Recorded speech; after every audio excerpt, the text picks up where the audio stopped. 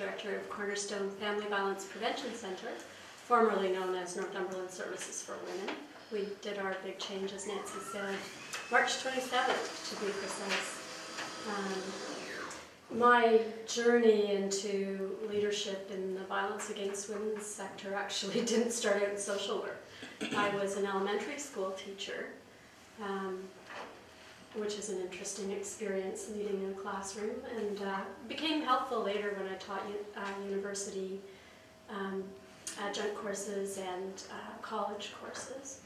But as my children got older, I went back to university to get into the whole social work field and graduated with that lovely BSW and did exactly what I swore I would never do, which was go into child welfare. And became a frontline abuse investigator. Sorry, So I was in child welfare for a number of years, moved into management and leadership roles there in 2 different children's aid societies, landed myself up at Tony's lovely organization back in the days that was called The Creche, in a management position there, and had some interesting experiences, and eventually found my way to Coburg, which I have to put in a plug for as the most amazing place to live, changes your life. As the executive director in my first ED position 7 years ago. I've also been the chair of boards and sat on boards, which is really like herding cats at times. And I can relate to that whole struggle around not being the ED, being the board chair and trying to lead your board, but not take on that role. And then I'm moving into some leadership in my Rotary Club, and I've certainly been in leadership positions in churches, which are a unique challenge. We've really been working very hard in our organization as we've shifted and changed and added prevention services to our mandate and expanded into family court support, which includes serving men as well as women, to develop our vision and move towards it. And I'm very fortunate that I have an excellent management team who are good leaders themselves, good, strong leaders. Without that, we would not be accomplishing what we do. I do think, though, that it's an interesting challenge. It was enough of a challenge being the leader of the organization, but I'm now moving into that in terms of stages of change. I'm bouncing between pre-contemplative and contemplative about retirement, or what comes next. And, oh no, it's okay. I'm going to be more chair of the board. It will be longer than that. Okay.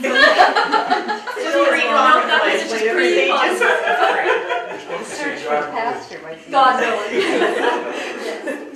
So yes, I've been very privileged to be a part of this group and meet some exceptional people like Jeanette and Susan and others that sit around this table. I've certainly, Dean keeps popping up in places that I end up working since probably the 80s, and Tony was, I think, one of my best experiences of a leader. As a manager in his organization, I learned a lot of what I missed. You've got in front of you an article called The Dark Horse Conversation. And this is thanks to Tony. Tony sent this to me after our last conversation.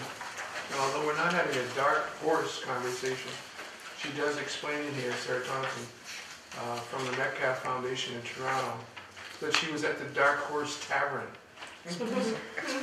one day and having conversations. And so she put in the label. But I thought it would be interesting just to look at the italicized section on there, is page 9. A dark horse conversation is about me and my work. It is selfish and selfless at the same time. It attends to my sense of purpose or vocation. It is about discovering or remembering the work that is mine to do. As W.H. Auden wrote, you owe it to the rest of us to get on with what you're good at. This really struck home after our last conversation, because really what we did in that last conversation was come out from behind ourselves and talk a little bit about the struggles and the challenges of leadership and what it meant, the uncertainties of it, the fear related to it, the good benefits of it, the joy of it. So that it was just struck right home as soon as I read that. The dark horse conversation slows me down and makes it easy to lose track of time. I leave it with more energy than I had when it began, but it usually ends before it feels over. I'm hoping that we can do that today. That's another outcome, if you like, Tony, of what we hope for today.